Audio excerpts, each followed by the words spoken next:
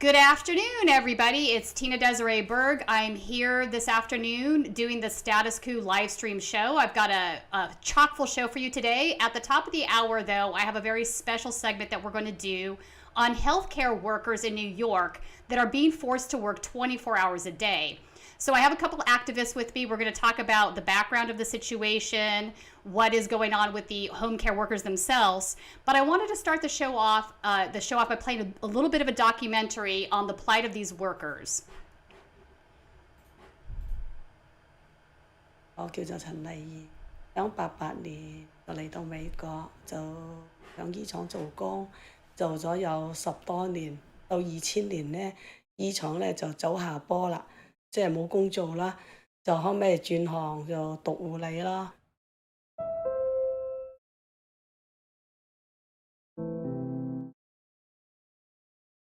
護理個工作24小時都可能做咗有8年，5日有時4日，連續24小時。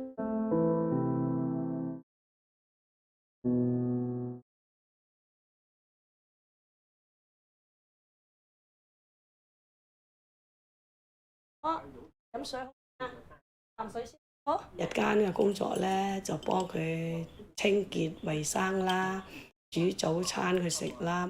同佢去個 park 嗰度啊，有時又同佢教會啊，定時定候又同佢去醫生。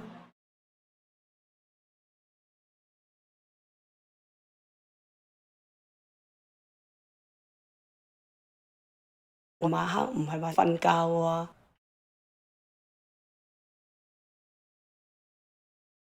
幫佢咧翻身換位置啊、小便啊，有時甚至冇晚黑話想食嘢，我哋都要餵佢噶。有時又要睇佢呼吸點樣啊，有時佢又要逐啊，又哮喘啊咁。你嘅職責係做工嘅，你邊度敢瞓㗎？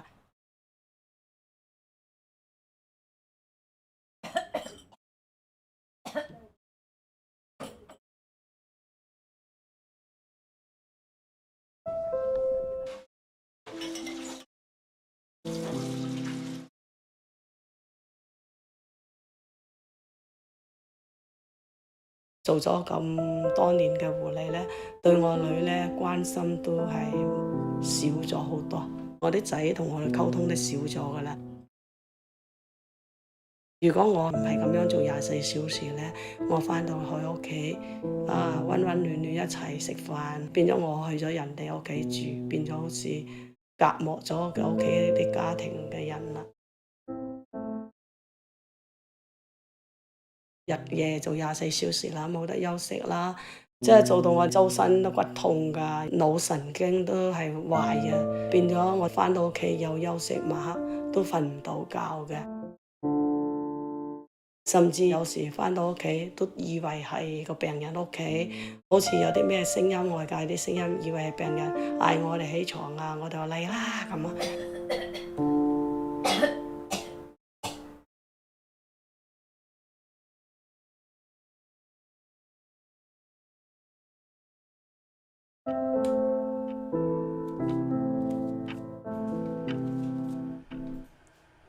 So I want to welcome two guests today who are activists in this industry working to stop the forced 24-hour work shifts for home care workers. So welcome Mary and welcome Sarah. Thank you for having us. Absolutely. So let's talk about exactly who these home care workers are for beginning. So most of these folks are women of color, they're immigrants, and they're basically being ignored by their union. Their union has sided with the home care agencies against doing split shifts, and so they're working these 24-hour shifts, and they're not getting paid for the full 24 hours. So this is actually quite a messy situation. So let's start with some background on that. And I wanted to ask Mary, you first, because you actually are a home care worker. What are your job duties? What are some of the problems that you face during the course of the day with your job? And how did we get to this place where you're being forced to work 24-hour shifts? Sure. So home care services are where a worker such as myself goes to the home of someone who needs help with activities of daily living. Oftentimes, this is older folks, people with disabilities, someone recovering from a surgery. And it can involve helping them with every single thing you can think of that you need to do throughout the day. I help my clients with eating, going to the restroom, using the shower, getting dressed. And the folks who are doing the 24-hour shifts for only 13-hour pay are also helping with medical concerns as well. All right, so let's talk about the 13-hour shift versus 24. So they're present in the home for the 24 hours, but they're only getting paid for 13 hours. How is this a thing? That's correct. And they try to say that the reason for this pay difference from how much they're working is that the home care workers are supposedly allowed to sleep 8 hours a night and have 3 one-hour meal breaks. But any home care worker will tell you that when you're with your client, that's your number one priority. Even if you're on a meal break, you're still checking in, making sure that they have everything they need. And also, many of the home care workers who do these 24-hour shifts have stepped forward to say, we can't get we can't get the 8 hours of sleep because the folks that we're caring for, have all these needs that they need help with at night, whether it's medications, using the restroom. Some of them have Alzheimer's and might need to be redirected in the middle of the night. So it's definitely an issue, and it's definitely not fair that the pay is only for half of the shift. Yeah, I agree. Here's the other thing. If you're asking a worker to be present in the workplace for 24 hours, then there's no way you can tell me that this person is off work. If they're off work, they should be allowed to go home. And that's absolutely not what's happening here, right? That's totally correct. And many of the workers have even said that if they were to be paid for every hour of the 24-hour shift, they still would not want to do these shifts because think about it, that's all day and all night. It's hard on your body, it's hard on your family life, it makes it hard to participate in the community. So it's definitely not a real break, and the workers are really demanding an end to these 24-hour shifts. So let's talk about the idea of a split shift, which is something that the union responsible for organizing these workers, which is SEIU, is apparently against for reasons I don't understand. Maybe you'll be able to explain this to me. So it seems to me the split shifts would be a great solution. So you have one home care worker that comes in for the day shift and another home care worker that comes in for the night shift. And so they're not there 24 hours. Everybody's getting paid for the work they do. And then the client is getting the proper care that they need. Why would anybody be against that? You want me to go, Mary? Sure. Yeah, we don't understand either, quite frankly. Okay. These women have been leading the charge and, speaking out against these extremely exploitative conditions. Like Mary was saying before, the toll it has taken on their health. Many of them talk about how, they are, by doing this work, they've quickly become the patient themselves that are now requiring these home care services. This is well known, I think, everywhere you go. And so we actually have a bill here in New York State that's saying exactly that thing, right? People need 24-hour care. That's a given, right? But then it should be done by a minimum of 2 workers, right? So 2 workers doing 12-hour, or 8-8-8. I know where Mary is located up in Buffalo, New York. That's a much more common sort of arrangement. Mm-hmm. But, why are people against it? I think, it's, well, one, I think, it actually is the fact that we still have a lot of racism and sexism in our society. As you said in the beginning, these are primarily women of color, immigrant women, older women who do this work. It's, caretaking work that a lot of us just take for granted, right? A lot of women just do this all the time, and it's not even, considered to be work at all, right? So I think these are all of the reasons why this system allows to happen, right? These workers have actually challenged, the scheme of working 24 and getting only paid for 13 hours. It went all the way up to the, highest court in New York State. And even the judges in that, were saying, you have firefighters who do this, but they get paid 24-hour, for 24 hours of the work, and no one would question it, right? Why is it that, for these women, these older women of color, that we have to have all of these legal, kind of, like for years, they've been caught up in this for years, and I think then the other reason is, it's money, right? We have a governor in New York, he's supposed to be a very liberal governor, Governor Cuomo, and he actually introduced, managed care, so basically insurance companies, into our Medicaid system. That's so right. What you saw is kind of on two ends, right? For the patients, it got much harder for them to receive care, right? Because everyone knows what it's like to go up against an insurance company, right, to get the care that you need. And then on the other hand, we saw a proliferation of these 24-hour shifts. And why? Because when you pay workers for only half of the hours, that's going to generate a lot of money for you. It's going to generate a lot of profit. So, I think it's both of those things. And but like Mary was saying earlier, we're really at this point saying, it's not even about the money. It's about the time. It's about the years that these women have lost. It's really heartbreaking when you hear these stories of just how all of like looking back, right? And like she was saying, so many of them say now, like even if they try to pay me all 24 hours, I wouldn't do it. Yeah, you're missing quality of life. Absolutely. So you bring up an important part of the equation, which is managed care. And I want to talk about that a little bit because this is something that's happening also in California and other states across the country. So even though it's a Medicaid program, it's a government program, and this is also true of Medicare, healthcare insurers are being hired by the government to manage the plans, right? So even though if you have Medicare or Medicaid, it's probably the case that either Aetna or Blue Cross Blue Shield or one of the other major health insurers is managing the plan for the government. So they're now shifting gears into this area because this is just my personal thoughts on the matter right now. I do think they see the writing on the wall as far as Medicare for All becoming a policy at some point. A plurality of voters have been pushing for this.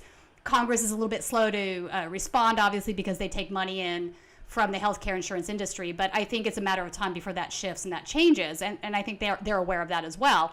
So here we have a different layer where you now have a private health insurer that's still managing the plan on behalf of the government. That's one thing.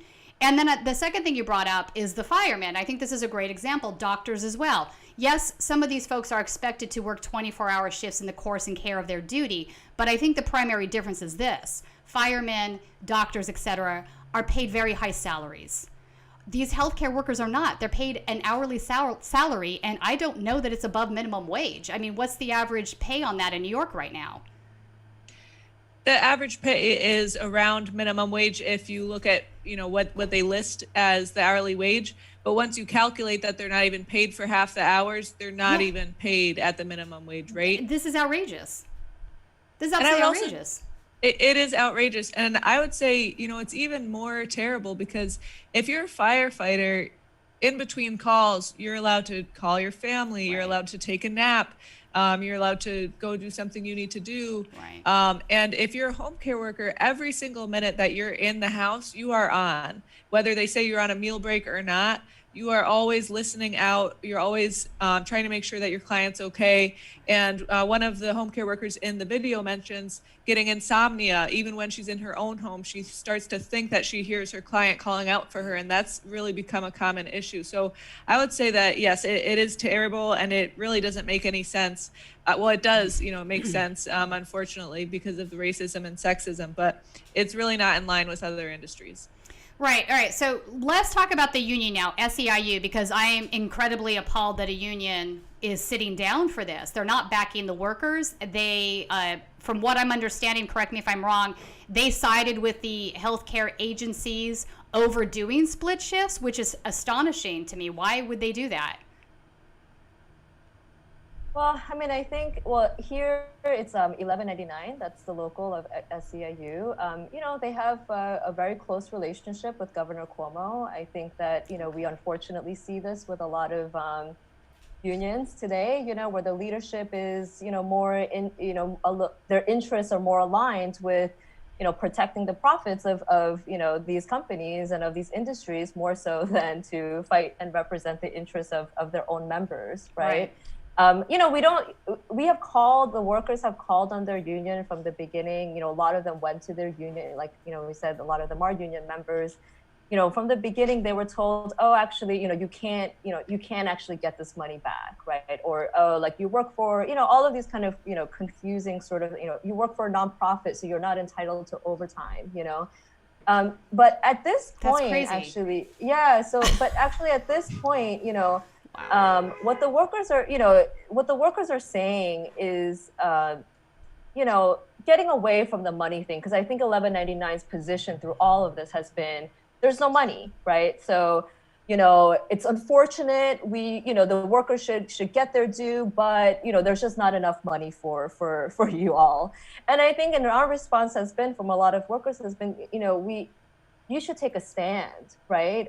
It's beyond, fine. There's never money in the system for working people, right? I mean, since when? That's sort of the default, isn't it? Yeah, but as a union, and as a union that has a progressive sort of background, that has some sway, should at least say 24 hours is bad for working people, not just home attendants. It's bad pay setting for all workers, right? It's if you have a standard, I mean, this is how work and conditions of the working class work, right? I mean, if you have a standard where you have, you can exploit workers to do 24-hour and not even pay them for all of it, what does it mean for all of the workers in all other industries? And we are facing that, right? American workers are facing longer and longer hours, more and more workload than ever before. And, we have nothing to show for it, right? That's right. And this has taken me back to a story that I remember. Joseph, who is in management at Our Revolution, he had the story about Joe Biden when the Obama administration first got into power, and they had expected the Obama administration obviously to take up the cause of unions and workers' rights, and that actually wasn't happening. But he tells the story about how Biden basically told him, you need to start pressing us, and that's when we'll respond. I mean, okay, so we could have the argument that that's ridiculous, that they shouldn't have to be pressed in order to respond, but then there's the reality, right? There's the reality. That is the reality. So what happens when union leadership has such a terrible disconnect from their members and they're not standing up for members' rights? And this is not the only example we see of this, where we've lost the power because union leaders, who, by the way, are elected by the union members. So I am a union member myself, full disclosure. So I often tell other union members, make sure you pay attention over who's in your leadership. Make sure that you're voting for somebody that's actually willing to fight the fight. Go on strike if necessary. Have the harsh words, the difficult conversations. Because if you don't elect those people to leadership positions, we end up in stories like what we're talking about right now, where they're absolutely rolling over for their workers, and it's unacceptable.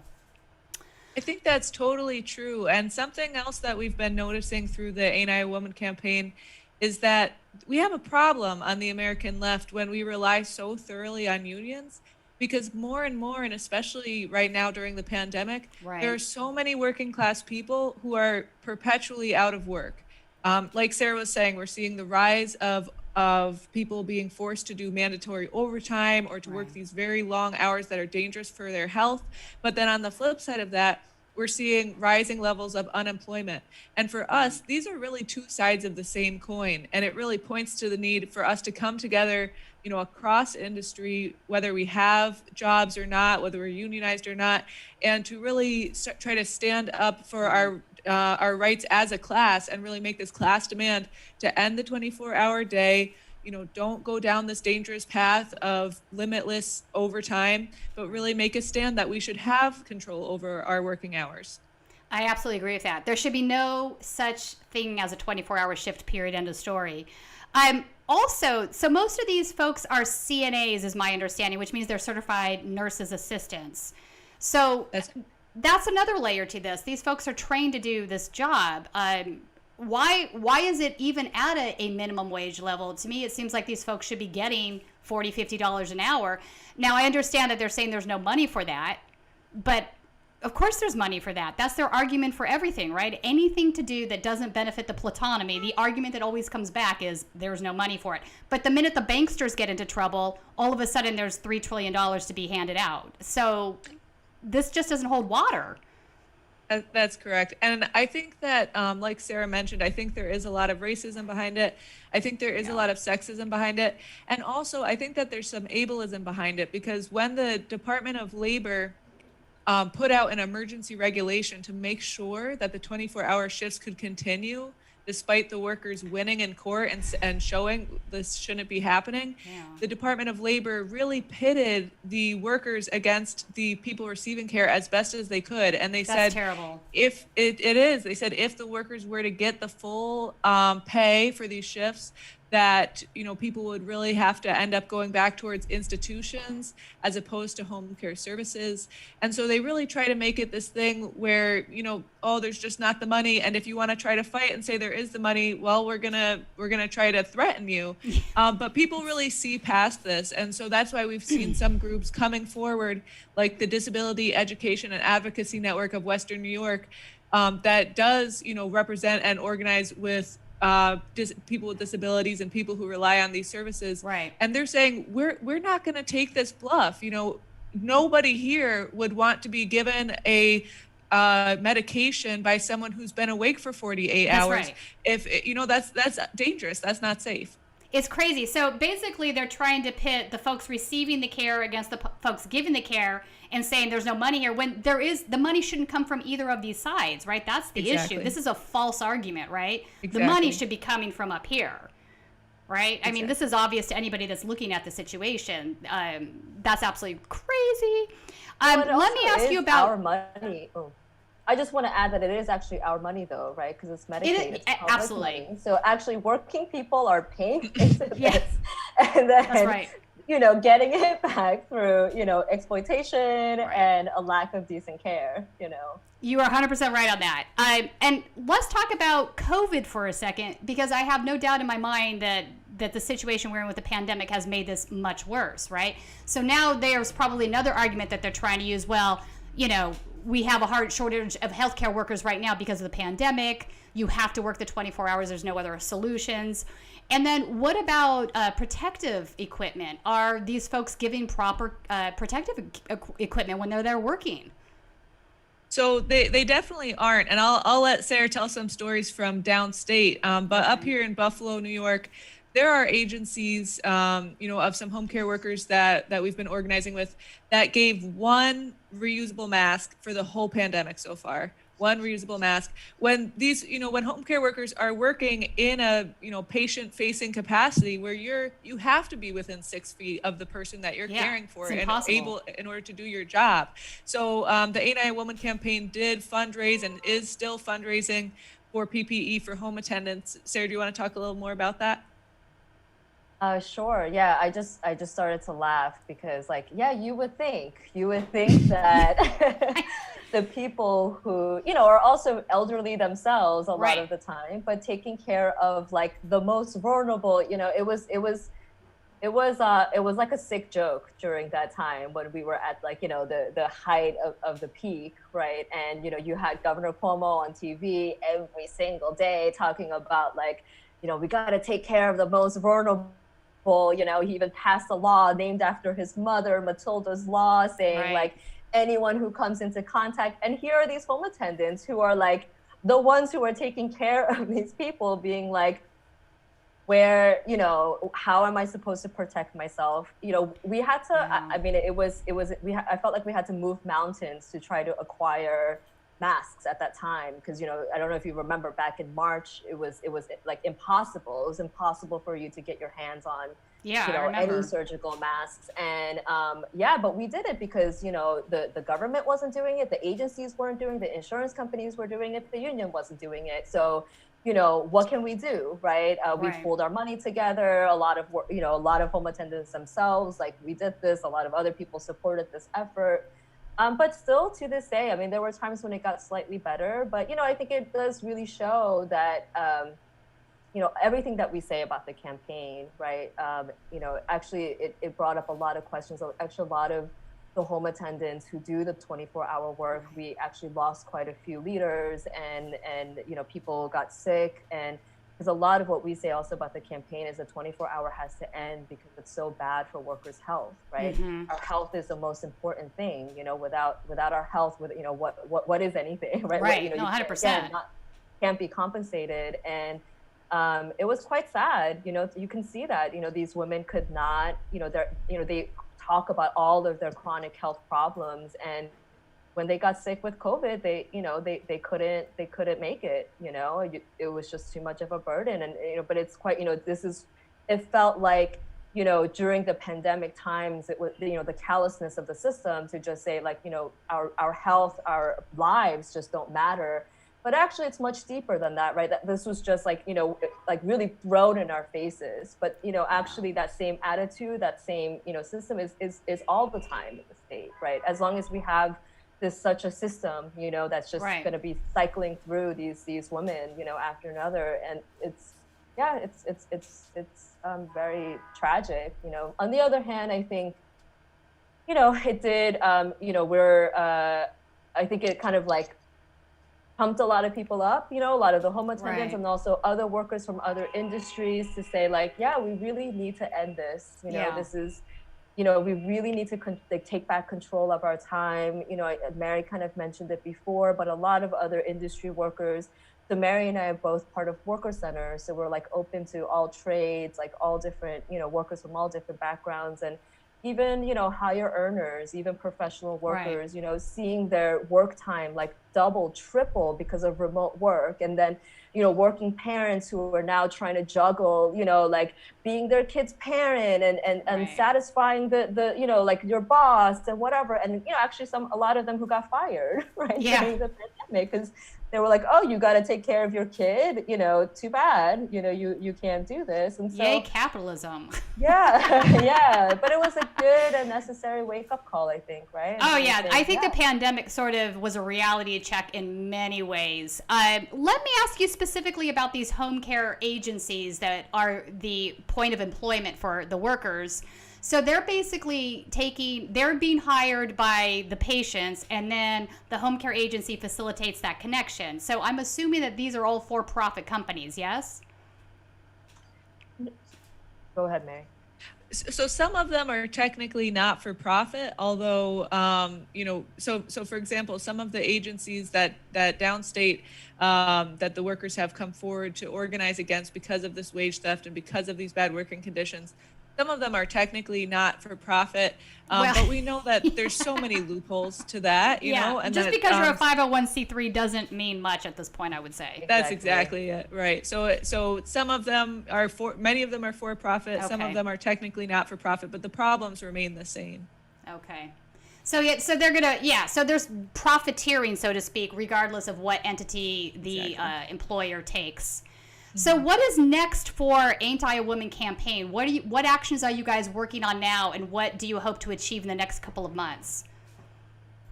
Yeah, so we're gearing up for a action on March 8th, which is, International Working Women's Day. It's, I think a very important day for working women. We're going to have so, we're based in, well, not Mary, but, those of us in New York City, there's a bunch of groups based in New York City, and we will be holding a protest in front of the site of the Triangle Shirtwaist Factory fire, right? The kind of, I'm so bad on history, but I think it was in the 1800s. Okay. There was a factory where a lot of women workers lost their lives because, the sweatshop bosses had chained up the factory doors and there was a fire.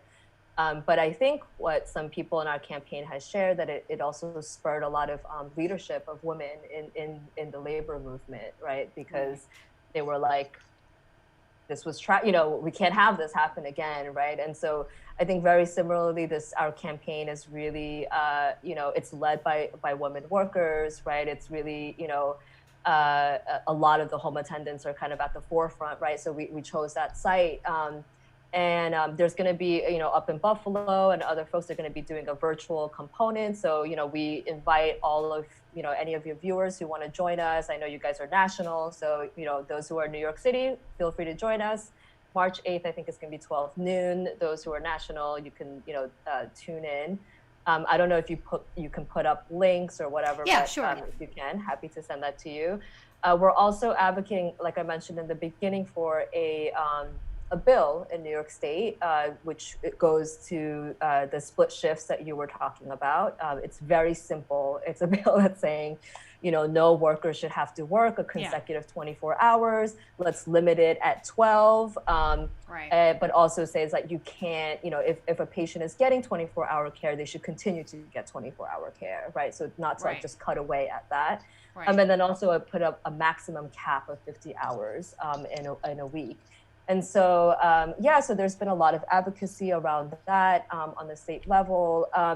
But as I was saying before, I think, especially for like Mary, myself, and, a lot of like the campaign organizers, we feel like this is really a great opportunity for us as working people to kind of make this like kind of like national call, wherever we are, to say like, we need control, we need to take back control of our time. It's gotten so insane that, yes, 24 hours is like the most extreme, where you don't even have a minute that doesn't belong to your employer and it belongs to you. But a lot of us are facing, this sort of like this crunch, right? And like Mary said, on the flip side, that means we have a growing population of workers that are underemployed and unemployed, or piecing together our gig jobs and our part-time jobs, and so in this country, we had a huge movement for an 8-hour workday, which,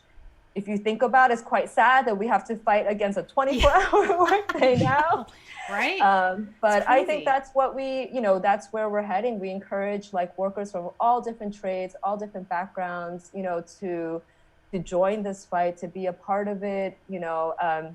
We try to put out a call to Biden.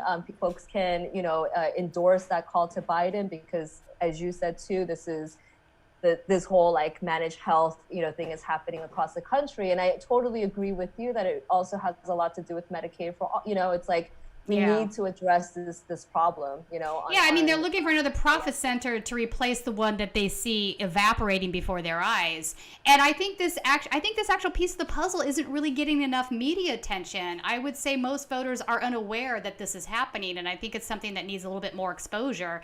And what's going on with you folks is a prime example of one of the possible outcomes of that. Yeah, it's a problem. What about SEIU? What's in the future there? Do you think the current leadership will at some point be receptive to what's happening here? Are they getting shamed enough by the workers who are members, outside forces? What do you see happening with SEIU? So as Sarah mentioned, the workers did stage a picket, every month for half a year recently. And unfortunately, they really seem to have no shame. But as Sarah also mentioned, this isn't just a problem for the home care workers. Other workers in other industries really see this as a crisis of the labor movement, which it definitely is. If you have the most, one of the unions that claims to be the most progressive union in the country, and they're setting 24 hours as an okay amount of time to have to work in the day, that's going to affect us all. So folks have actually been writing in to George Gresham, the president of 1199 SEIU, from all different backgrounds, all different industries, all different locations, to really try to pressure him, because he has not listened to his members. So now we're trying to reach out beyond that, and folks from even other countries have, tried to write to him and pressure him to do the right thing and to take a stand on the 24-hour workday. God, it's crazy that that's happening, and there's not really much of a response from him. Yeah. Yes. I mean, I think the door is always open for 1199, right? Like you're saying, at any moment they can turn around and say, yes, this is a problem, and we should have split shifts. So I don't know if that's in the card, but going back to your question, I hope so. I hope so. There's no reason for them, and in fact, another thing about I think that another thing they've been telling their members is that if they were to pay, right, if the insurance companies had to pay for all 24 hours, then the whole industry will collapse, right? And and to say, so it's very like, Are you serious? Like what? Yeah. And so it's basically, saying, well, if you want a job, this is what you got to do. Can I just make a point to that? A, that's just ridiculous and laughable. B, maybe an industry that has to rely on workers not getting paid for half of the hours they are working should collapse. Just a thought. Amen. Like, Yeah. are healthcare insurers actually needed in this country? I mean, I'm saying it because I think it's a layer of bureaucracy management that's privatized, not government bureaucracy, that is just basically extracting wealth from the country. It definitely I is. completely agree. Yeah. All right. What are your parting words for our viewers? And also, if you want to drop your website or Twitters or socials where folks can find more information about the work you're doing, I have no doubt that many of our viewers will want to support that. So make sure that you leave us with that information. Sure. My one final thought I'd like Yeah. to share is I actually got involved in this campaign before I was a home care worker because I saw how the concerns of the workers leading the campaign related to my life through my family, because my dad had been working as a dentist in different hospitals and things like that. Right. And even after working all of his life, or all of my life anyway, to try to get to that point and get this good job, he was having to work these 70-hour weeks, or having to commute, more than 2 hours each workday. And I really saw how unsustainable it was for him and for our family. And so I would just encourage everyone watching, whether you have the personal connection through home care, or even if you don't, to just try to think about, if this is, something that might touch your life in terms of not having control over your time, and, how unfair that is, and how Right. much we should really rise up against that. 100%. And website or whatever where we can find more information about you is? Yeah, so our website is niwomen.org. So just spell it out. It's the Sojourner Truth speech. And the if people want to join us on March 8th, we have like a tinyurl.com/MAR8 rally, I believe. And I also just want to lastly say, our past conversation about the collapse of the industry. I also, I think I agreed with you because you said like the industry itself, the healthcare industry. Yeah. But I also think, if I don't want people to translate that to mean like the work, the service, the care, and the work, That's because right. that really is a big threat that's put on a lot of workers, right? And so Which that a lot of shouldn't be the people case. and a lot of people are actually even, actually a lot of pushback we're getting in the state around the legislation is even that, workers want to do this 24 hours, right? And so we shouldn't stop them from Wow. doing it, right? And I think, we're in a time where there's not a lot of work, and also there is all this fear mongering to say, if you demand, what you deserve, then there'll be no job, Right, So I think we should right. be very clear that that is not the case, right? We deserve more, and That's can. right. The system can give us more, right? That's right. It's we shouldn't have to accept this level of exploitation, right? And it's very anyway. So I just wanted to make that clear, to your viewers, right? Because I think by no means are we saying like, no, this is critical work. The work that these women do is so important. It's We far more all critical than rely anybody on it. in the healthcare insurance industry, right? I mean, Yeah. isn't that the point, right? The healthcare worker is getting paid the least amount of money, and the guy that's managing from his executive office on a high salary is taking the lion's share. So I 100% hear what you're saying. They always use fear as a tactic, right? We're the job creators. Fear for losing your job. Shut your mouth, right? That is a standard tactic that's been used for decades against workers organizing. And workers need to stand up for their rights and stop being afraid of that, because the care that they provide is necessary, it's critical, it's not going away. And I think the outcome of people standing up against this is that they will get better care, because if you have somebody that's there for 8 hours and then a second person there is for 8 hours, they're actually devoting their time and they're awake and they're fully rested and they can focus on the work that they're doing. So there's no two ways about the fact these jobs are not disappearing. They're going to increase, especially with boomers retiring, right? I see this as becoming a bigger industry. It is. It's one of the fastest increasing industries. Yeah. So yes, thank you for clarifying that. I absolutely 100% agree with what you said. Yeah. So anything else, or?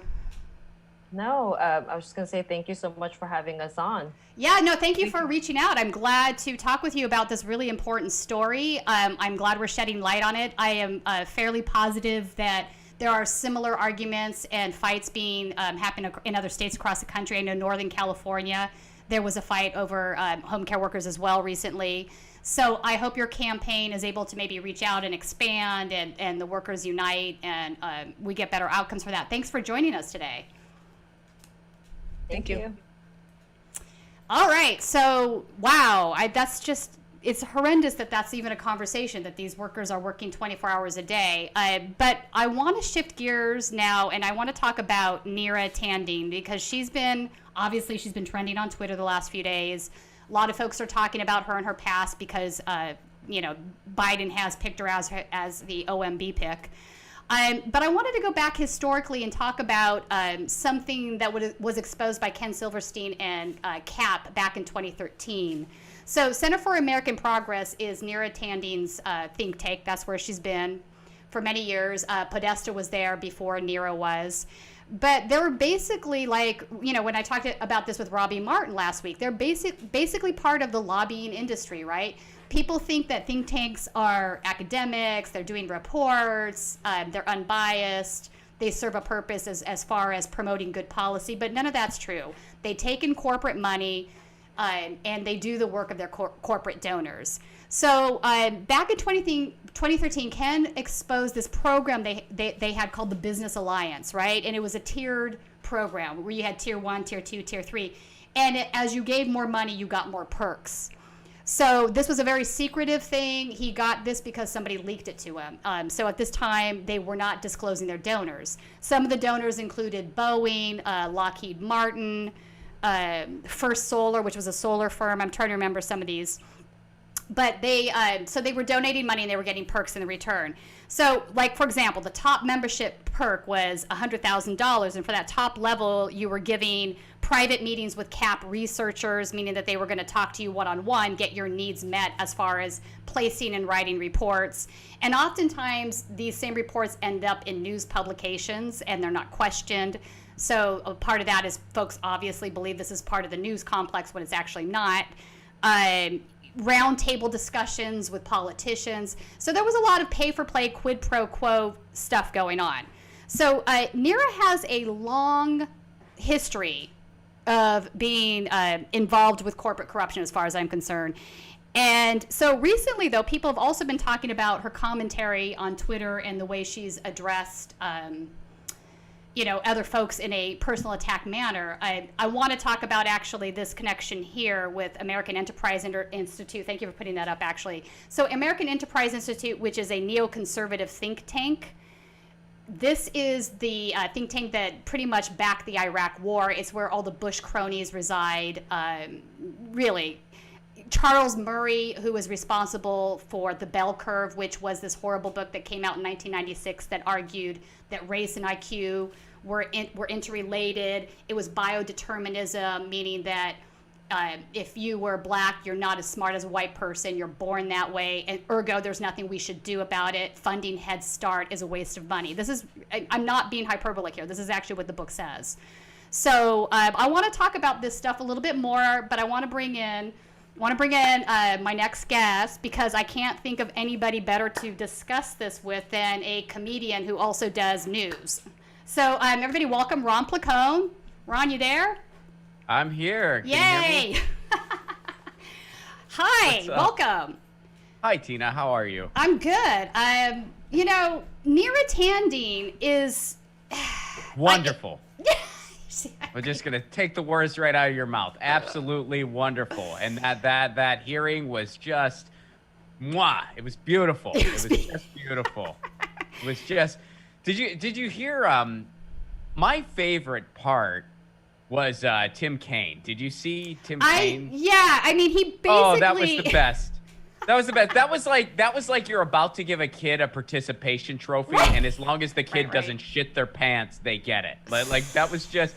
He was just like, if you get the job, will you work hard? Right. Are you excited for this job? Exactly. And will if you are, it's yours. Show up on time? Okay, I'm sold. Literally, I'm sold. That was about right. I want to play for the audience though what was my favorite clip, because I could watch this over and over again. So Bernie Sanders obviously took Neera to task for some of the personal attacks that she engaged in, and we'll talk about some of those specifics in a minute. But Senator Kennedy came in with the line of the year, as far as I'm concerned.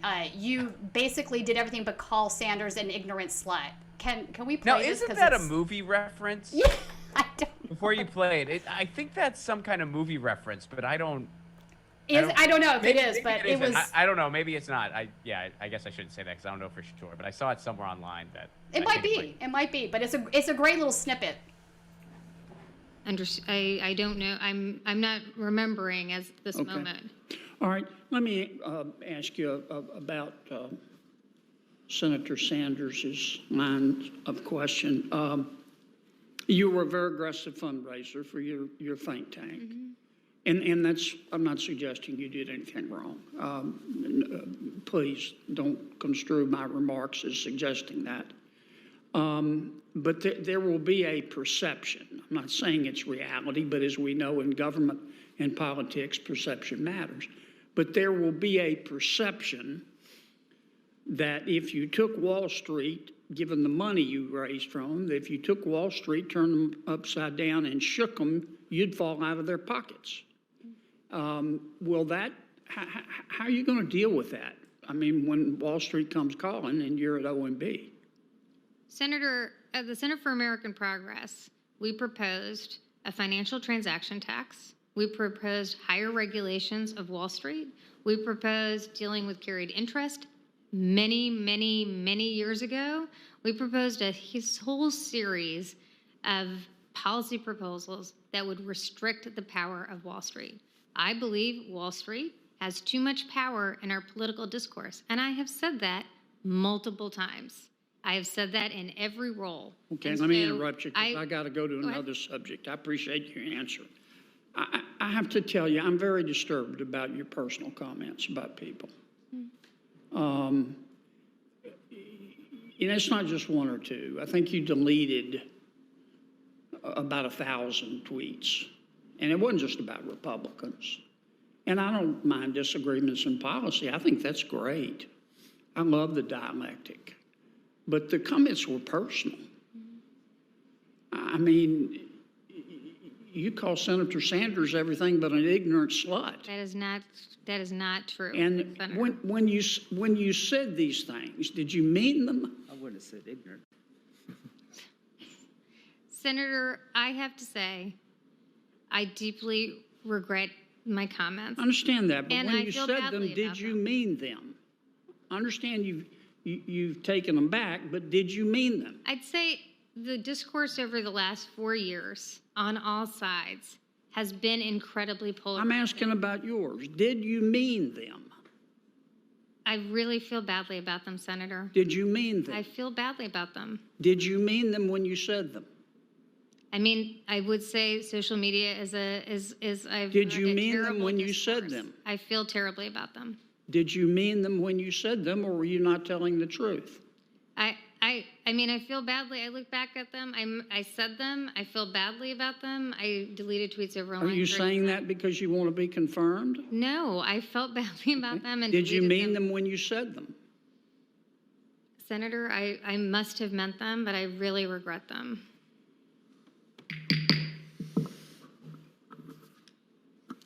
I want the record to reflect that I did not call Senator Sanders an ignorant slut. Okay? Thank you.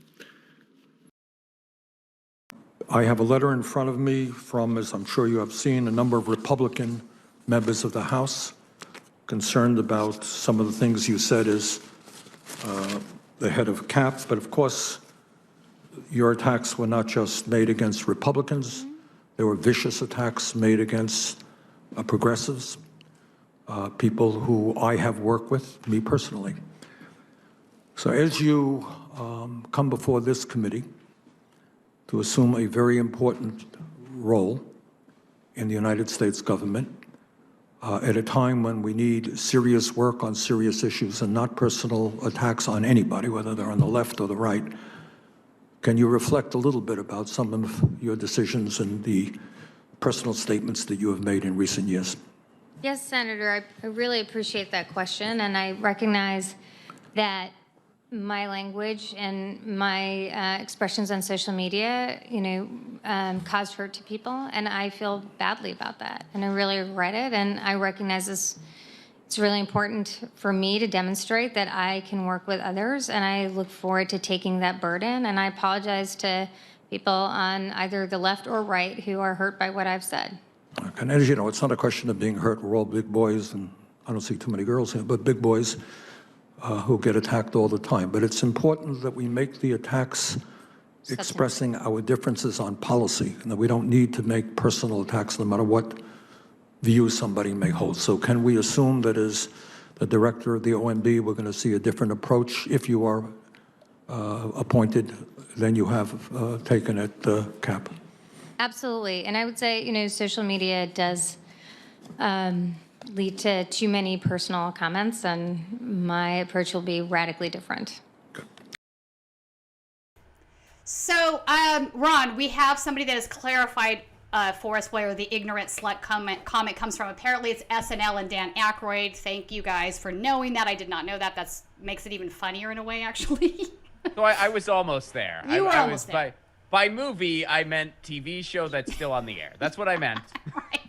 Hey, man, I didn't even know it was even media related in that capacity. I just thought this guy was saying it, and I remember when I first heard it, I was like, what? Right, it was sort of a weird thing to say, although, you knew the point he was making, and then I saw on Twitter it was a reference to something, and So let's be honest, it wasn't entirely off base. Right, oh, yeah, it's, and then it was so funny how she eventually said, yeah, I meant it. She was asked like 10 times, did you mean these? And she's like, well, I regret tweeting. I regret tweeting. Well, did you mean it? Well, I regret tweeting. I regret tweeting. She'd make a great politician, really. I mean, she's pretty much there, but she'd make an excellent politician with her ability to completely deflect from a question. Did you mean it? Then eventually she's like, well, I guess I did mean it. I did mean it. But I regret it. You only regret it because you got busted now and it's coming back to haunt you. Exactly. That's might as well what she might as well have said. So I wanted to reference actually a personal exchange I had with Neera Tanden a few years back, because I think it's sort of, I think fighting with Neera on Twitter is a rite of passing in a strange way. Because everybody's been blocked by her. Yeah, I'm now blocked by her too, and I'm going to show you what I said to her that got me blocked. I was upset with her because of her partnership with American Enterprise Institute. Look, it's bad enough that any progressive think tank would side with AEI on anything, right? They had given AEI money. In fact, some of the money that they had taken in went to AEI. I think it was $200K, $400K, I can't remember now. Andrew Perez actually did a great expose on this. But I kind of called her out on something in particular that bothered me. They had decided that they were going to plan this racial diversity seminar thing with AEI. So when I saw the flyer for it, I was completely appalled, because AEI is the home of Charles Murray. Charles Murray, who I mentioned earlier in the show, is the academic behind The Bell Curve, which basically was a book that made a biodeterministic argument about race and IQ. And part of the argument was black folks are innately not as smart as white people. They're born that way. Ergo, it's a waste of money for us to fund Head Start. And I think everybody should be appalled by what I just said. Absolutely appalled. But this was the argument that this 900-page book makes. So I brought this up to Neera in an exchange because I couldn't understand what she was doing with these folks, and she was obviously very condescending to me. She tried to defend it, and her response was like, "What, you think it's bad that we do any sort of racial diversity programming?" And I'm like, "No, Neera, I think it's bad that you do it with AEI. Do you really think that these folks care about racial diversity? How is that possible given their track record?" And anyway, so we had this very heated exchange over it. She wasn't going to back down. She wasn't hearing what I had to say at all. So my thing is this: do you? This all seems so out of character about her. Yeah, that was your experience. You don't say. Right. So you took the words out of my mouth. What is it with Neera that she comes from this, I mean, she's very condescending all the time, but she also comes from a place that she knows best when sometimes it's just obvious that she doesn't. I think it's one of her worst attributes. And it's probably, as far as I'm concerned, disqualifying for her for this position. What do you think? Well, yeah, I think she's totally unqualified for this position, and she's one of many. I mean, so many of Biden's picks, you know, they're kind of more of the same. Like people involved in, I mean, there was that person who had that contract with Raytheon and defense contractors, and this is something that is, you know, to quote Joe Biden's most honest campaign promise, nothing will fundamentally change. This is something that presidents do. This is what Trump did. This is what Obama did. This is what Bush did. This is what they all do.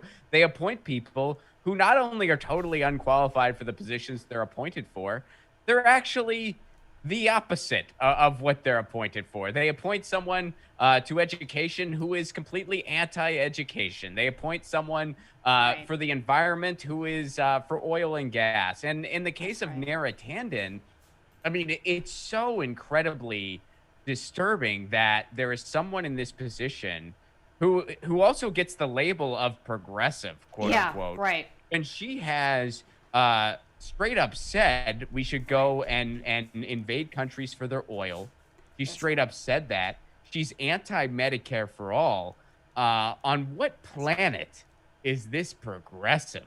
Yeah, no certainly planet. no other democratic experiment in the world other than the United States. And yeah, as you're watching this stuff, you just gotta think, like, as a lefty in this country, and hey, I know that you know, we lefties, we definitely have our differences at times, we definitely butt heads at times, but we gotta realize at the end of the day, we have no representation at all. All we have is each other, and we pretty much, as far as people with power, we pretty much have nobody in our corner. We're on our own, and it's been this way arguably since the 30s. Yeah. So, man. You're not going to get an argument from me against any of that. So you brought up the oil money thing. That comes from one of the leaked emails in which she suggested that we take money from Libya, some of their oil money, to fund, I believe it was Head Start. Going back to that conversation. So yeah, this is a crazy sentiment. This is so imperialist. We're invading another country and we're going to steal their oil to fund our programs for a group of folks that need these programs, but also ones that AEI thinks we should get rid of, which are also like working with to do this thing on racial diversity. There's like so many layers of this onion here. And she twists herself into, you know, these contradictory arguments all the time. I think another good example is when she tweeted, "Believe women, unless it doesn't work for your ambition," apparently, right? Right. Then she turns around and completely destroys Tara Reade's credibility, right? I think she said something about we shouldn't believe her. That's just, you know, who knows if it's the truth. So, I mean, which is it? It can't be both ways. I think another example is also when she named a victim of sexual harassment within her organization, named her by name in a staff meeting. Yeah, well, and also the Libya thing you mentioned, I think in that email thread, it was, and I'm probably going to mispronounce the name. I apologize, but it was Fez Shakir, yes. Shakir, yeah, thank you. And I mean, he confronted her about it, I believe, in that email thread. And then didn't she punch him at some point too? I have not heard that story, but it would not shock me. I think she like punched him at some point in time. I mean, unless it's like two different people here, but yeah, I think, yeah, she's. If somebody knows about that in our chat, let us know. I have not heard that story. I know she did hit a reporter in 2018 that was trying to criticize Hillary Clinton. That's been documented. Mm-hmm. So it wouldn't surprise me. So my question then is for you, Ron, is what do the political party roommates have to say about Neera? Oh, oh, geez. What did the political party? I wish I would have. Man, they actually just had a video that dropped recently about them grocery shopping. Well, if I had to just off the cuff here, I would say that Republican would probably be fine with her, because his dad doesn't have any objections. Democrat would say she's a woman of color, so that's great, and that's all Democrat would have to say about it. Libertarian would say that our government has no business being involved with any of these things anyway, so he is just already campaigning for Joe Jorgensen 2024 or whoever he's going to be working on. And Green would probably be confused and not realize that the Green Party didn't win, because that's what happened to him on election day. He took so much ayahuasca, he thought that they won. And then Ted would just kind of be Ted, going, man, I need some new roommates. And he would be his love interest was a girl named Denmark. And rumor has it he was also looking into a visa for Canada. And for anyone who doesn't know what this is in reference to, I do a little goofy parody series called The Political Party Roommates, where all the political parties are roommates at the University of Iowa. And then there's Ted, who is the fifth roommate, who's just a random guy. Right. And it's funny. I play every character. And a new one dropped today. You can find it on my great. YouTube channel. I can't wait to see the new one, actually. So yeah, folks, it's a very funny little. It's a short series thing. I think you put it on Instagram mainly, or. Yeah, well, I put it on Rockfin, YouTube, Okay. Instagram, Twitter, Facebook, and I put them on TikTok. Although I'm not. If you want to follow me on TikTok, go for it. But I don't really know what I'm doing on TikTok. I think I've just upload videos and then I don't know how to do anything else. Okay, Gen Xer. Yeah, right. I am there. As an elder millennial, I am there on TikTok. Not really. I know some people who crush it on TikTok too. I just didn't figure it out. I don't have a TikTok. I don't like the really short things, you know? Like I don't like the really, oh, your video can't be more than 60 seconds. I don't know. I mean, I never really connected with Vine all that great, and I'm not really connecting with TikTok either. So I don't know. Maybe it's me, but yeah. So the newest political party roommates actually dropped today. They discussed grocery shopping. So. Okay, and I think you need to do one on Nira now, because I think all of those answers were absolutely spot on. The U.S. Chamber of Commerce has now also written a letter of support for Neera Tanden's confirmation. This should not be surprising given her previous positions at CAP, right? Also, I want to point out that there have been crossovers from the U.S. Chamber of Commerce at CAP as well. And in fact, one of the folks that was involved with the creation and running of the Business Alliance, which was the corporate rewards program, was Chris, I'm going to say his last name wrong, Belisel? I don't know, Chris, who his prior position was manager of corporate affairs for the U.S. Chamber of Commerce. So point being, like with anything that has to do with the lobbying industry, there's a lot of revolving doors between these organizations and the government, right?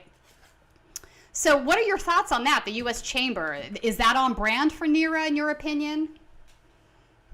I mean, yeah, when you look at all of her, I forget who said it. It might have even been a Republican who said it, which is kind of ironic because, pot meets kettle in this case. But someone said, like, if Wall Street took out their pocket, she'd be in there and stuff like that. I'm pretty sure someone said something like that. So yeah, she... Center for American Progress is very, very painfully ironically named. It should totally not be called that at all. Unless they added anti in there somewhere. Right. Or Center for Corporate Progress. Center for Corporate Progress, or by Center for American Progress, they mean like progressively decaying everything. Then it's accurate.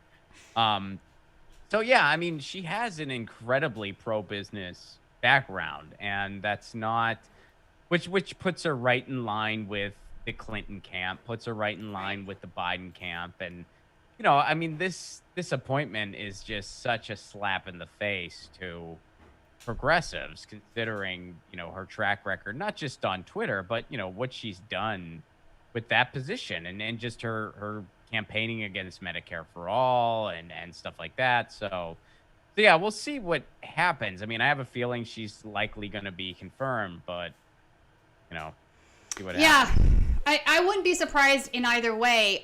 Clearly, though, I want to point out there's a real tension here between Bernie Sanders and her if she gets this appointment, right? Because of Bernie's position now in the Senate and because of her position at OMB, they would be working together. Where do you think that tension will leave us? Ooh. I mean, do you have thoughts on that? Well, I mean, obviously, I would want to hope for the best if we're stuck with her. You know, I mean, she when Bernie first questioned her, you know, not only did he, you know, kind of question her about her past on Twitter and her past actions and money and so forth, he also kind of said, hey, this is what we want to do. Do you have our back on this? And he mentioned healthcare, he mentioned education, he mentioned all these other things.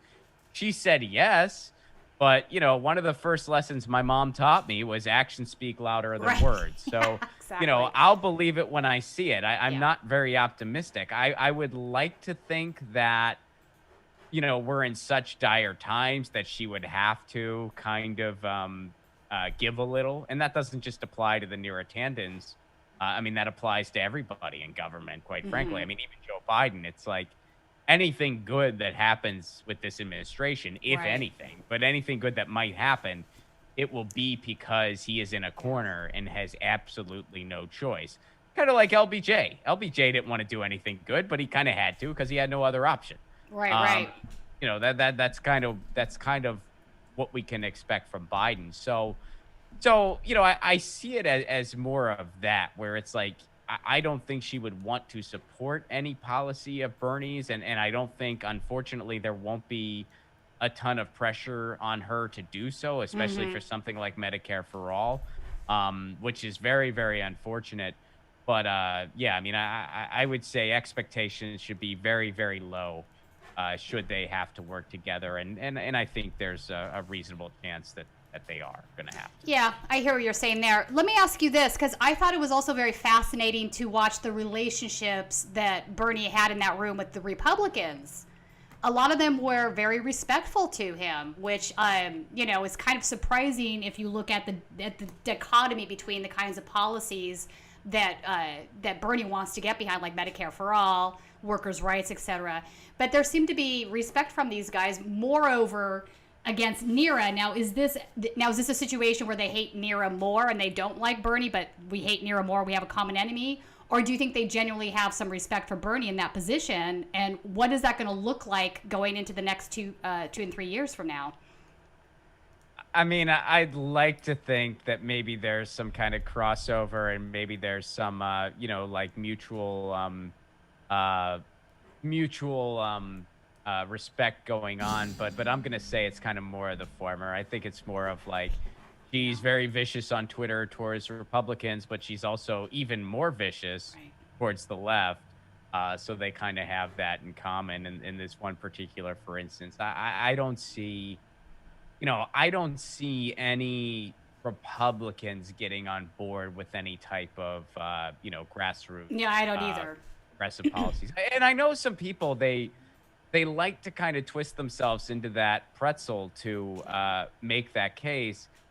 And I think it's just delusional. I mean, if we're talking we the people, then yeah, there's tons of people who are Republicans that are for Medicare for All. There's tons of people who are Republicans that are for, you know, living wages and just a better way of life and free college because they just want to have a fair shake. But that's reflected in the voters, not in government. And when you're going to look at where the pulse is on our elected officials, your choices are fringe right wing or neo-fascist right wing, quite frankly.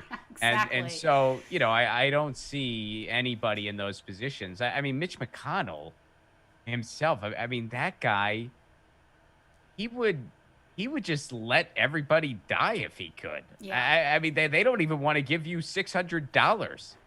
Let alone the 2,000, $1,400, you know, that they're pontificating about now. So, yeah, I mean, I don't sugarcoat how brutal it is. It's brutal. Within our, it's beyond brutal. It's beyond brutal. It's one of those things where I think anything resembling a mask is completely off, which, is a weird metaphor to make given our current situation in the world. But the masks are off as far as we have a complete corporate coup for a government that is nothing more than a shield for Wall Street and special interests. That's all they are. I honestly do believe we would be better off if we just had a straight up people's legislature and fired everybody. In fact, here's what I think we should do. I think we should just fire the Senate, fire the House, have a people's legislature, like what Mike Gravel calls for, and then we could just make it easy. We can just vote during American Idol. Just have the voting take place that way. Be like, which contestant is your favorite? Also, should we legalize pot federally? Don't forget to fill out both. And then, Tina, bear with me. We bring back the draft, but here's the particulars. The draft is for one person, president. And every 4 years, we just draft a new president. No one's going to want that job, No, Tina. right. It's just whoever gets that job is just going to be pissed off. So it's just a draft, and every 4 years, we just pull a name out of the hat. Like, it's just like, okay, Your turn. Steve from Richmond, you're the president. I don't want the job. Well, that makes you more qualified than everybody else who's had it so far. So, Steve, fortunately, true. Richmond's not a very far commute. You got 48 hours to get here to Washington. Oh, and it looks like your Facebook profile. It looks like you're a white guy. That's new. See you soon. And then Steve shows up for the gig. That's I think we'd be better off. I'm not saying that system wouldn't have its problems. It totally would. But I'm saying it would be less shitty than what we have now. I laugh, but you're making a really valid point here. The fact that our system is so shitty that what you're saying, as funny as it is true, is just kind of a sad place to be. Also, this is reminding me of this crazy video that I saw on Parler, and I wanted to maybe bring this up because there was a guy arguing on January 6th at the Capitol. It was one of these released archived Parler videos. He was making a speech in the Bullhorn where he was arguing that, and he absolutely said this, that Bernie Sanders isn't your enemy. He said, I know you guys are constantly saying socialism is the enemy, communism is the enemy. He goes, but you're wrong. Bernie Sanders isn't our enemy. Socialism isn't our enemy. Our enemy are the corrupt plutocrats who are part of the wealthy elites. And of course, he goes into this globalist stuff. So there's always the dog whistle for anti-Semitism in there. But it was interesting to watch that because so much of that group is constantly talking about the Chinese Communist Party being the bad guys and the ones that funded Biden's win, et cetera, et cetera. They go into these crazy conspiracy theories, right? But here was this guy standing up in the middle of all of this, making that claim. So it sort of speaks to this idea of populism on both the right and the left, sort of as far as the voters are concerned, coming together against these wealthy elites for these reasons. Now we can get into all the dangers that exist with the extreme positions in both of these groups, but it was an interesting speech to be made, I thought. What do you think? Well, I think that, first of all, I think that right-wing populism, quote unquote, is just, it's a myth. It's not a real thing. Okay. But it's a brand that I think a lot of people got tricked into believing. Okay. And I think an interesting component here that does not get talked about often. In 2016, when Donald Trump won, he ran on that idea of right-wing populism, which populism, what it actually is, which you can read about it in Thomas Frank's newest book, The People Know. Thomas Frank is great. Yes, he is. And populism is actually a very left-wing idea. It has roots in labor. It has roots in the working class. It has roots in women's rights and all that. That's what actual populism is. Populism has been co-opted through the marketing efforts of the right, and that's not actual populism. This idea that you can have like corporate popular, that's just an oxymoron. Really. Yeah, I agree with you there. If you're for Wall Street and the corporations, how can you be populist? You can't. And the GOP is for Wall Street and the corporations. So 100%. are the Democrats, but you get the idea. So people have been basically brainwashed into this false brand that's just like a marketing gimmick. And when Trump ran on that, he won. Right. In 2020, Trump didn't try that again. I think he actually probably could have and maybe even won. Instead, what he ran on was be scared of socialism, Yeah. be scared of Joe Exactly. Biden. Joe Biden is a Is socialist, a which communist, yeah. is ridiculously absurd. You and I both know the only marks that Joe Biden is even remotely familiar with Yeah. is Groucho. But nonetheless, Donald Trump. But Donald Trump ran on that thing, and it didn't work. It didn't work. No. So I mean, that's actually an unintentional gift for the left, showing us, hey, the whole socialism fear mongering, it's not working anymore. No, it's not. Over. Yeah. It's over, especially over. amidst the younger generation, against the Zoomers. Right. They're not buying that for 1 second. Capitalism is a dirty word to them, as it should Right. be, because capitalism will always be a failure. Capitalism will always fail. It has failed the same way every time it's tried. You know why? Because that's what it's set up to do. It'll do the same thing every single time. I know you're like, we kept putting the wolf near the sheep, and the Yeah, the same wolf thing ate the happened. sheep. The wolf keeps eating the sheep. I don't know. We talked nicely to the wolf. We fed the wolf dinner ahead of time. We put up a little paper wall between the wolf and the sheep. I don't know. Is I there don't a know. way the wolf and the sheep can get along? No, there isn't. It'll always eat the sheep, just like capitalism will always eat itself. Right. That's how it goes. That's what how it's it set goes. up to do. So I do think that a true populist message could win and kind of could transcend a lot of the political partisan fluff that goes on in this country. So yeah, Yeah. I mean, No, and I I think hear what you're saying. It was just a bizarre video though to see, where I was like, wait, I have to watch that one again. sure. I mean, to Yeah, be yeah, standing up in that crowd and saying Bernie Sanders isn't your enemy, and we should be embracing him, was kind of a wild moment, I thought. Sure, Because yeah. obviously Bernie's about left-wing policy. I mean, I think what you're saying is right. It's a false brand, so to speak. It's a false brand, and of course, I'm not excusing people who latch on to very despicable, hateful ideology. You know what I mean? Right. Like I'm certainly not excusing that in any way. Oh, no, absolutely not. But I think that a true grassroots populist message could win in the United States, and I think people are very thirsty for that. But I think there's a lot of there's still a lot of fog as far as where the real thing is, and the real thing is not with the Donald Trumps of the world. No. The real thing is with is with the grassroots, and it's with the people, and it's with the working class, and it's with the activists, and Right. and I think that would become clearer to a lot of people if we had an actual general strike. Okay, that makes sense. I don't disagree. So let's talk about impeachment for a minute, this impeachment trial, which we are currently competing with, actually. I think it's live right now even. So what are your thoughts on this? There's one camp that's saying, why are we bothering with this trial? Trump's out of office. Are we wasting our time? This is just political theater, et cetera, et cetera. And then the other camp is basically saying, no, this is important. We need to deal with what happened on January 6th, what led up to those events on January 6th.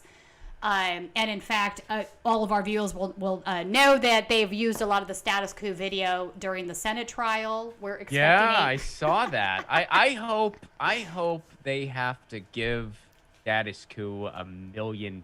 Yes, please. I hope they have to pay out. They use. I mean, first of all, and also, didn't they simultaneously delete the footage? Yeah, so we had, and let's talk about that for a second. Yeah, we had that Sure. video was taken down by YouTube because, it was promoting what happened on January 6th. I think they just were blanketly removing these things, unless, of course, you were part of the mainstream media. What kind of was stunning about that situation is... I actually have a theory that I can share. Yeah, but- in fact, that's my next question on my list for you. But Okay. what I want to point out about it, though, Ron, is that all of the mainstream media sites that licensed the footage did not have their videos taken down. So what gives their A? And then CNN did something that I thought was pretty egregious. They actually used the video in their broadcast, except that they used the Senate hearing video that was our video, and didn't, even though they had already previously licensed the footage, they didn't give John or Status Coup credit in it. And obviously I think they're trying to do that because then they don't have to pay a licensing fee. They're like, no, it was in the Senate trial. It's public domain. It's fair use, right? So there's that going on. So many layers of the onion. But I think it's really egregious that YouTube took that video down and has not put it back up when it's remaining in other forms by all the major networks. So you have a theory. I did watch your video, just so you know, but I would like for you to explain to the audience actually what your theory is on YouTube demonetization. Yeah, so, I did do a video on this. It's on my channel, which is just, youtube.com/Ron Placone. And this goes into Section 230, which is something we've been hearing a lot about. Section 230 is part of the Communications Decency Act that basically assures free speech online. Now, there's been a lot of misinformation around Section 230. It's very common in the corporate media where they just refer to Section 230 as the shield for social media companies, which is not necessarily a lie, but not necessarily... Yeah, this is a very complicated thing. It's a very complicated thing, and to describe it as that is a very incomplete assessment of what it actually is, and really speaks to the criminal level of laziness by the corporate media, because you just copy and pasted that from somebody else. What Section 230 actually is it applies to all people on the internet, all users on the internet. So me, you, and then all websites on the internet and anything that is user-generated content. So it doesn't just apply to social media outlets. It applies to, say, the comment section of a news article. It applies to online classified ads like Craigslist or anything like that. And it basically says that a platform itself can't be held liable when it allows that type of user content. It can't be held liable, if someone's upset about something or something like that, the user themselves is held liable. Now, unfortunately, we're in a weird moment where social media companies are trying to have their cake and eat it too. They're claiming they're not publishers, but they are at times behaving like publishers, censoring different pages and stuff like that. So that's a problem. And everybody recognizes it's a huge problem. And we all recognize that as a problem. These companies have way too much power that they have no business having, that they don't even know how to use. And so in the interim, they're abusing it. Right. Everyone agrees on that problem. Some people think gutting 230 is the solution, but it's not the solution, because gutting 230 would have a bunch of unintended consequences. Again, because it's not just the shield for social media companies, it applies to all internet interactions. So here's one of those unintended consequences. One of the things they're experimenting with now that they're proposing is this thing called the Safe Tech Act, and this is the Biden administration. And what they're trying to do is they're trying to say, okay, well, you don't have to worry about being held liable unless there's a payment involved. You, being the social media company, doesn't need to worry about, you're not going to be held liable unless a payment is involved. So if YouTube is abreast of this, which they are, what are they going to do? They're going to just demonetize a bunch of channels that they think could ever give them a problem, i.e. news and politics channels. They're just demonetizing people because, hey, now there's no payment involved. Also, what's simultaneously going on? Well, simultaneously, they're taking down protest footage and all this stuff that people captured from what was going on, which, by the way, is part of our history, quite frankly. Yeah, I agree. Why would YouTube take that down in light of this new law? Well, here's another policy YouTube unrolled recently. They can randomly monetize stuff whenever the hell they feel like it and just put it in their pockets. That's a new policy that YouTube unrolled a little while ago. So, and I have a feeling, if I had to take a guess, Tina, it's a robot. It's AI that decides when they're going to monetize. So let's say there's some protest footage that upsets somebody, but some robot decides we're going to monetize this because a lot of people are watching it. Well, that's going to be a bad look on YouTube if they find out there is a monetary interaction here. So under the Safe Tech Act, that's liable. And who did the money go to? Well, it didn't even go to a creator in this case. It just went to YouTube. That's probably going to be a bad look. So how do they handle that? Well, they just take it down. So again, and that's my theory. And this, again, is another testament. This is why you don't mess with Section 230. Messing with Section 230 is not the answer. The answer is to have new policy that meets the moment. Right. Okay. So let's have a nuanced conversation about that. I have no problem with anything you said.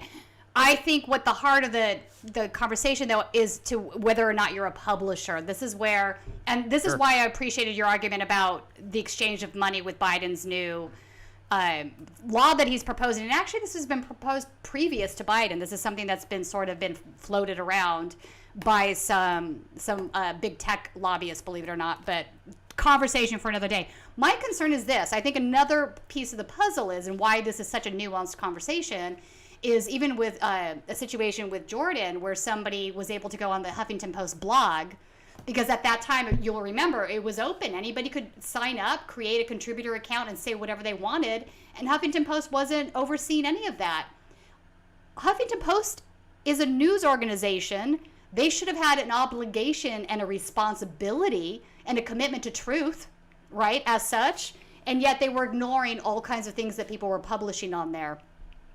And the reason they were shielded from being responsible for libel and slander was because of Section 230. So that's the ugly side of it. So somewhere out there is a conversation to be had about the nuanced problems we have here. How do we define what is a publisher? How do we protect people like you and I being able to say what we want on Twitter without shutting Twitter down or being responsible for what we're saying? I mean, because that's a very real concern. I absolutely agree with you. Right. What is the nuanced conversation that we have here about this? Because it is not, what the laws we have now are absolutely not meeting the moment.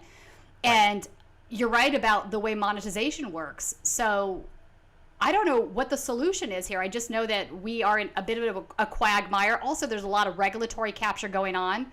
The Department of Justice doesn't enforce antitrust laws. So a lot of these companies are much bigger than they need to be, should be allowed to be, right? There's no competition. So what do you think, having said all that, what do you think is the law that would meet the moment right now? What are your thoughts or ideas in that area? Well, I think there's definitely going to be more than one. I mean, here's an analogy that I don't think is a perfect analogy, but is kind of in the ballpark. We have free speech laws, just general free speech laws. Right. And the principle of free speech is something that we have that we hold with value. However, as time went on, we found out, well, there's certain things that should not be tolerated that need to have consequence. If you defame somebody, defamation, Incitement. That's not protected speech. Incitement to violence, that's not protected speech. Right. So what they did was they had these additional laws and policies that interacted. What they didn't do was say, okay, we're just going to get rid of free speech. They didn't do that. That's right. So it's sort we're of going to tweak it. Yeah. So yeah. Well, and I would say they didn't necessarily tweak it. They just added additional things. The principle stayed the same. They just had additional things. And that's what I think they need to do to meet the moment here. Don't mess with 230 because you're going to find there's going to be unintended consequences. Instead, have new additional policies that meet the moment. And there's a large handful of them. I think, first of all, if we're talking social media, I think they need to figure out a way to make it so that these things, these platforms, especially when they're at the size of a Twitter or a Facebook, they need to follow the free speech laws of the United States.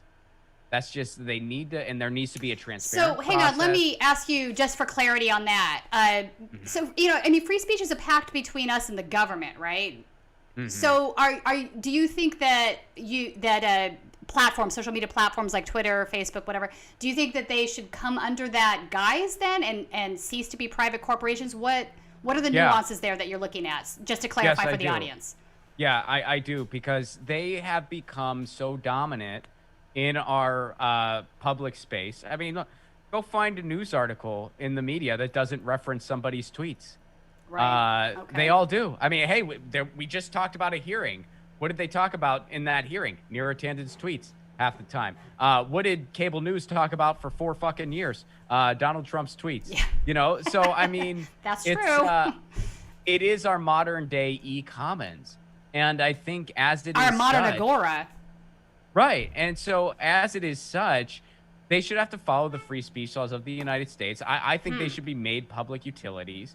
This whole bizarre moment that we're in, where the terms of agreement of Mark Zuckerberg or Jack Dorsey, our Bible, is Right. disturbingly bizarre because there's no burden of proof in any of these companies, and they have no There's no clue. responsibility or accountability. That's There's just certainly no true. responsibility or accountability, and they have no clue how to meet this moment. Now, they could just hire a bunch of free speech professionals. They could hire a bunch of constitutional lawyers who could deal with this stuff. They're not going to do that, though. That would cost them money. They don't want to do Right.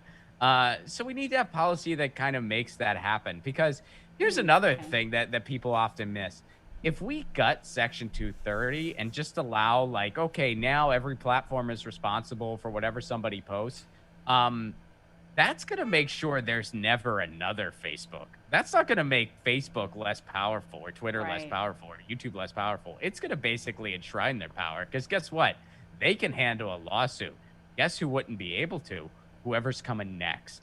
So, we need to make new laws that meet that moment. Now, in regards to the Huffington Post example you brought up, I mean, the fact that they had that type of system on their platform in the first place Is was insane. beyond irresponsible. I mean, it was comically, insane. I mean, I think you put it right. I mean, the fact that they were a news outlet who then just had this basic, you could just post something and Right. people aren't going to be any the wiser. So, mean- Ron, I don't think they should be shielded from liability for that reason. Well, I think in that I think case, this is a misuse of Section 230 is what I'm saying. No, it was, but yeah, I mean, but I would say the answer is not to gut Section 230. Right, I hear The you. answer is to have new things that meet the moment so that something like that could never happen. And we have all kinds of things sort of like it that are going unchecked in our digital age. I mean, Oh, stuff like 100%. sponsored content. Right. A lot of that just goes completely unchecked. And we need to have, I think, more transparency and accountability as far as, how things are displayed to people digitally, and more accountability as far as people knowing what exactly they're reading, who's producing it and who's Right. behind it. And, if you want to look at a model that I think has done very well with this, you can go over to Norway. They have an entire, media, I forget the exact name of it off the top of my head, but they have like basically a board and kind of like an organization that kind of oversees this stuff, and the positions are elected, and they have journalists and they have scholars and they have I believe attorneys and stuff like that, and they not only oversee just the media structure in general, but they also address issues like this, issues of Right. transparency online and in print. I think in our digital age, something like that is painfully necessary, not just in the Right. United States, but in the rest of the world. So the very short answer to your question that has a lot of details around it, it is high time we have a real real digital bill of rights Yeah. in the United Yeah. States. I mean, we need it. It's We need time. it. And it would address all of the things that we're talking about. Because it's not like we can just have one law that's a paragraph long Right. that'll fix all this. Yeah, We need exactly. to have, different policies that meet the moment. That's and right. gutting Section 230, if you actually, because Section 230 is not a super long thing. No, But if you it's just very, read- that's part of the problem though, isn't it, Ron? It's a very vague wording that sort of blanketly doesn't. So I see what you're saying, like adding to that, like say, for example, if you are a news organization and somebody printing something in your context as a reporter is liable for libel and slander in the same way that a regular, old-fashioned newspaper would be. Mhm. I mean, here's a thought, right? Right. Oh, yeah, totally. I mean, I just, yeah. I mean, I just It seems think- like that's just a misuse of it. It seems to me like Oh no, totally. No, it's not like it hasn't been.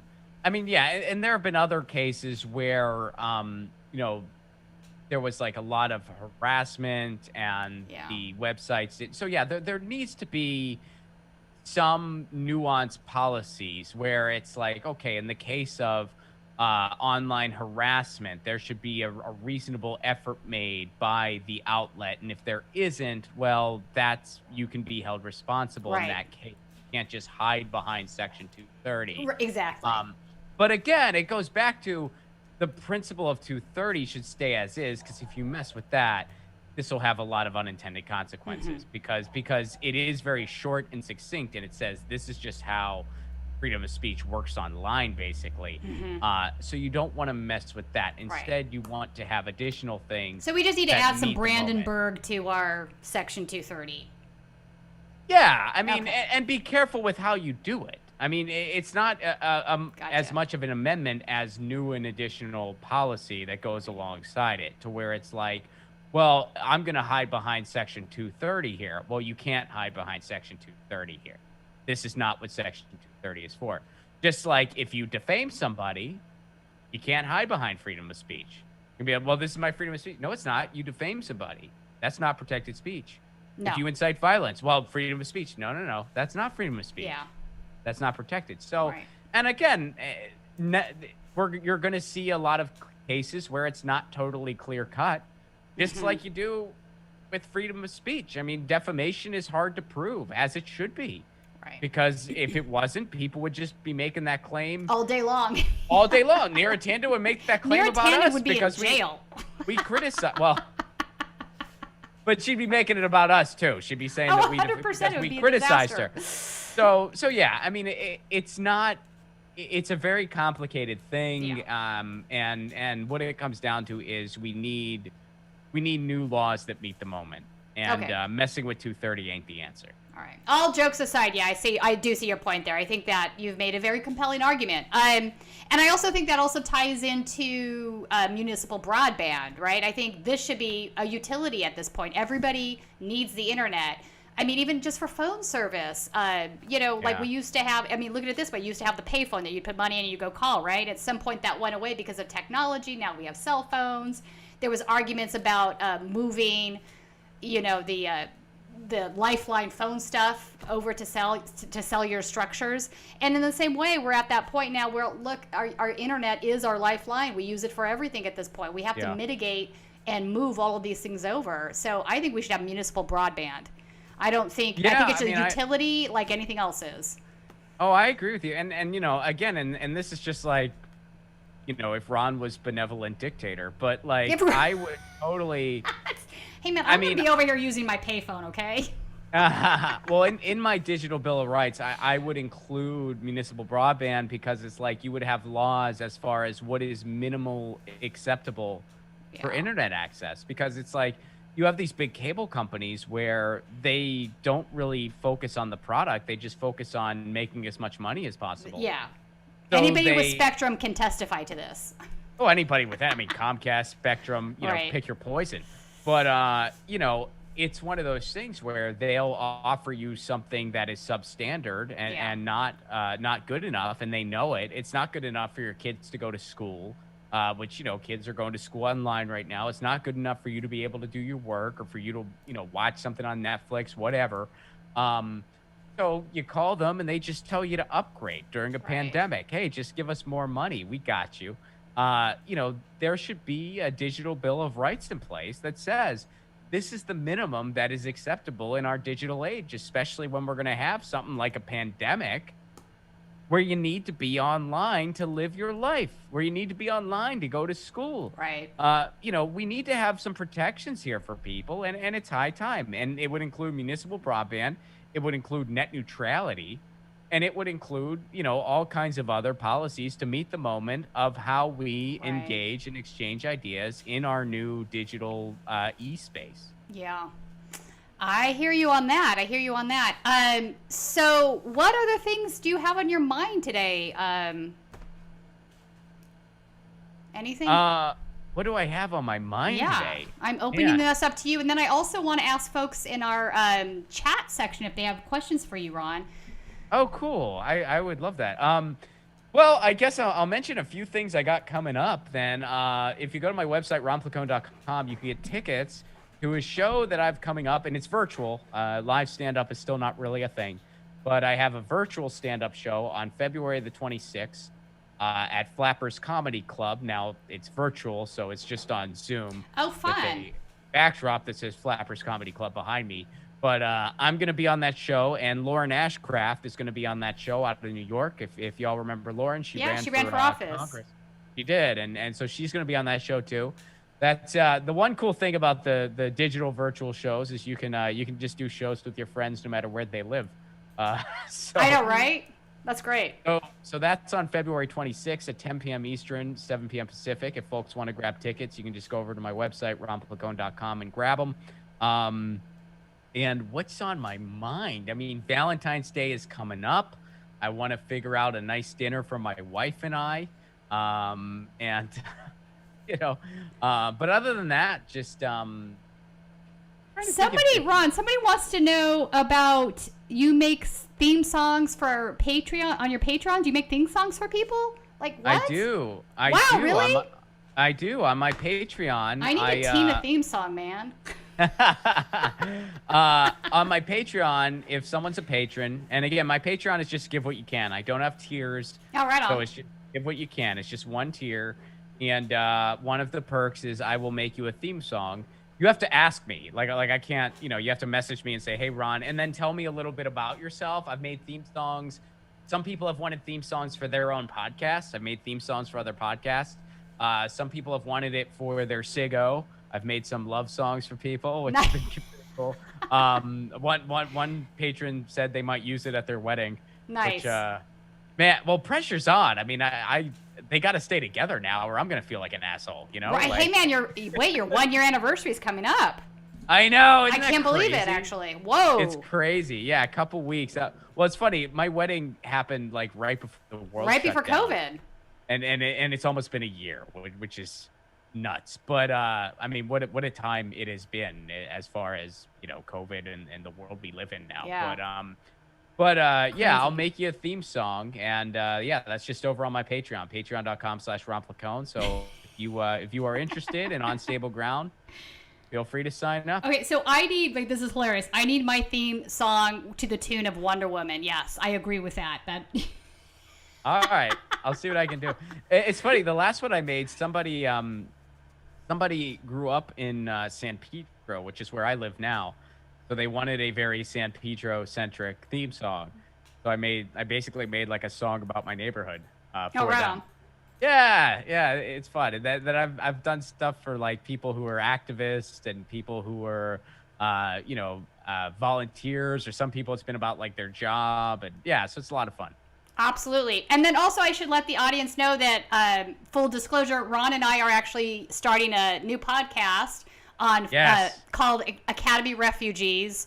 So many of you know that I have a master's degree in philosophy. Ron also has a master's in media theory, I guess you would call this, which is... Yeah, it's a communication degree, and that was what I focused in, and I don't... Yeah, the actual, degree itself is a very, long, pretentious name, so I never...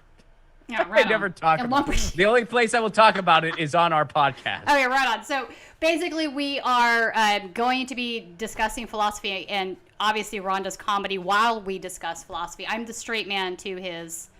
Is that right? I'm the straight man? That's right? Yeah, that would be the phrase for it, but I feel Okay. like we both joke around a good That's bit. true, we both joke around. Yeah, it's in the pilot episode, we kind of both of us realized, and we found this out just socially, that we have past lives as academics that neither of us really talk about much. Right. Although, I'm sure we both get asked about it occasionally. I mean, I get asked about it some. I'm sure you do too. Yeah. So this podcast is kind of how, the different things that we learned really impact our daily lives and the way we see the world. So we're going to break it down in a way that it's very digestible, Accessible. whether you have an academic background or not, and how it's applicable to what's going on in the world around us. So we're going to be talking about different philosophers and philosophy, but it's definitely going to be fun. So if you're an I academy, think so. I mean, I always love to talk about philosophy, and I have very little area that I can do that in, so this will be fun for me. And I'm glad we're doing this. So, yeah, I don't think there are any more questions out there, but yes, Jen has a little bit of a low-grade fever again, so she's still battling with this long-haul COVID stuff. And I heard Jordan's that. working on that the breaking news that he's still working on the deep dive into all that information in regards to Flint that he has. It's going to be pretty amazing when it comes out.